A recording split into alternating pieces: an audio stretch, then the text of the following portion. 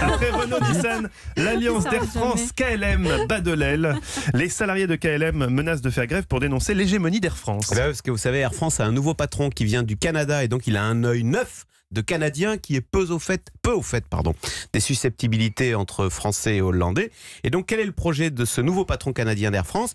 Eh bien, c'est d'unifier les deux compagnies Air France et KLM, vous voyez, de casser les baronnies, de faire qu'il n'y ait plus qu'un seul management. Et donc, notamment, il veut casser la baronnie des Hollandais. Vous savez qu'ils font un peu ce qu'ils veulent au sein d'Air France KLM. Et donc, notamment, le patron de KLM, Peter Elbers, qui a très bien réussi, est menacé, clairement menacé. Il pourrait ne pas être conduit à la tête de KLM. Mais c'est très mal vu aux Pays-Bas, qui voient une mainmise des Français. Et donc les salariés de KLM menacent de faire grève. Vous avez même le ministre des Finances hollandais qui est monté au créneau pour défendre le patron hollandais de KLM.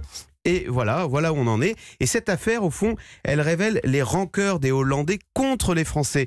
Parce que c'est vrai, KLM est 2 fois plus petit qu'Air France, mais KLM fait l'essentiel des profits de Air France KLM, bah oui, c'est la vérité. Et donc les Hollandais de KLM ont l'impression d'une alliance déséquilibrée au profit des méchants Français qui en plus veulent prendre totalement les commandes. Dites Axel, de vous à moi, ça rappelle l'alliance Renault-Nissan. Eh ben exactement, c'est exactement la même histoire. Les Japonais de Nissan qui ont l'impression de faire, ce qui est vrai, de faire l'essentiel des profits, alors que les méchants Français, eux, ne travaillent pas beaucoup et veulent prendre la direction. Eh ben cette affaire, alors qu'on pourrait, pour défendre les Français, on pourrait rappeler d'abord que l'alliance bénéficie aux deux, et puis deux, qu'à un moment, ils étaient bien contents, les Hollandais et les Japonais, de trouver les Français qui sont venus les sauver. C'est pour ça, comme ça d'ailleurs, qu'ils sont entrés au capital.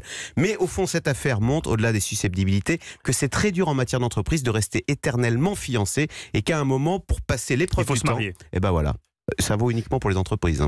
J'ai bien compris Axel, ne regardez pas Je ne comme veux pas ça. faire le moralisateur.